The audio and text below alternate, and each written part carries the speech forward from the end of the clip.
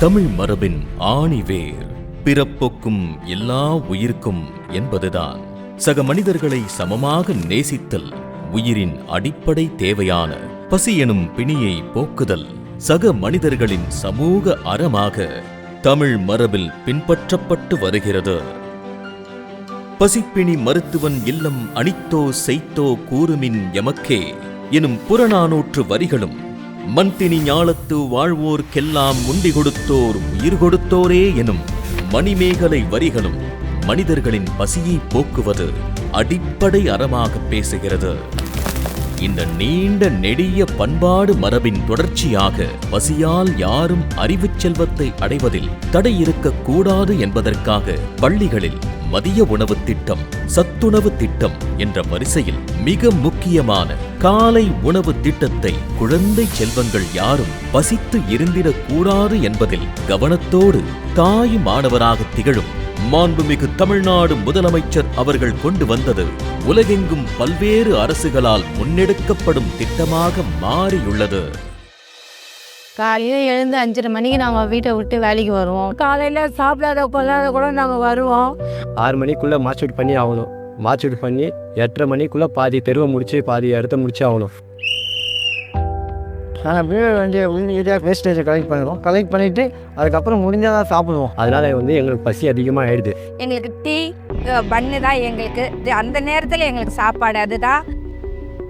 இதன் தொடர்ச்சியாக உழைக்கும் மக்களான தூய்மை பணியாளர்களுக்கு ஊட்டச்சத்து மிக்க மற்றும் சுவையான உணவை உறுதி செய்யும் நோக்கத்தில் கவனமும் கனிவும் கொண்ட நம் செயல் நாயகர் மாண்புமிகு தமிழ்நாடு முதலமைச்சர் அவர்களால் பெருநகர சென்னை மாநகராட்சியின் 30,000 தூய்மை பணியாளர்கள் பயன்பெறும் வகையில் ஆண்டிற்கு சுமார் ரூபாய் 60 கோடி மதிப்பீட்டில் தூய்மை பணியாளர்களுக்கு உணவு வழங்கும் திட்டம் தொடங்கி வைக்கப்பட்டது. தூய்மை பணியாளர்களோட பணி நேரம் பார்த்தீங்கன்னா ரொம்ப காலையில் இருக்கும், இல்லைன்னா ராத்திரி இருக்கும். ஸோ அந்த நேரத்தில் என்ன கிடைக்கும்னு பார்த்தீங்கன்னா பிரெட்டு, ஜாம், பன், டீ இதெல்லாம் ஜங்க் ஃபுட். ஸோ இது சாப்பிட்றதுனால என்ன ஆகும்னு பார்த்தீங்கன்னா ஒன்று அவங்களுக்கு ஊட்டச்சத்து குறைபாடு ஏற்படுது. அப்போ இது வராமல் இருக்கணும்னா அவங்களுடைய நோய் எதிர்ப்பு சக்தி நல்லா இருக்கணும். அதற்காக தமிழ்நாடு அரசு தூய்மை பணியாளர்களுக்கு ஒரு ஸ்டாண்டர்ட் மெனு கொடுத்து இந்த மெனு தேவையான ஊட்டச்சத்துக்கள், புரோதம், கலோரி, ஃபேட்டு எல்லாமே ஒரு சதவீதமான அளவுலையும் நுண்ணுட்டச்சத்து மிக்கதாகவும் அவங்களுக்கு கொடுக்குறாங்க. ஸோ இது ரொம்ப முக்கியமான ஒரு திட்டம். இந்த திட்டம் உழைக்கும் தொழிலாளர்கள் ஆரோக்கியமற்ற உணவை தொடர்ச்சியாக உட்கொள்வதை போக்கி புதிய விடியலாக வேலை முடிந்து பணியாளர்கள் செல்லும் நேரத்தில் ஊட்டச்சத்து மிக்க உணவு சூடாகவும் சுவையாகவும் வழங்கி அவர்களின் உடல் நலன் மேம்படவும் மிகுந்த ஆற்றலுடன் தங்கள் பணியை தொடரவும் வழிவகை செய்வதுடன்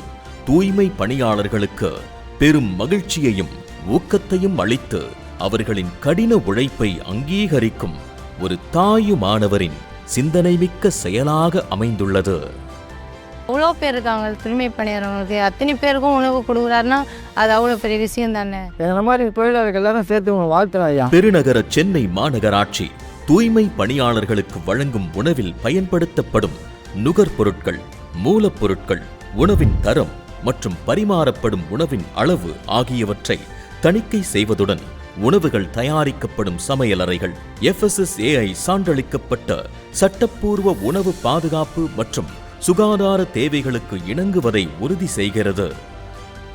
இந்த மகத்தான திட்டத்தை தொடங்கி வைத்த திராவிட நாயகர் மாண்புமிகு தமிழ்நாடு முதலமைச்சர் அவர்களுக்கு தூய்மை பணியாளர்களின் சார்பாகவும் பெருநகர சென்னை மாநகராட்சியின் சார்பாகவும் மற்றும் நகராட்சி நிர்வாக மற்றும் குடிநீர் வழங்கல் துறை சார்பாகவும் மனமார்ந்த நன்றிகளை தெரிவித்துக் கொள்கிறோம். மிக்க நன்றி எங்கள் தாயுமானவரே.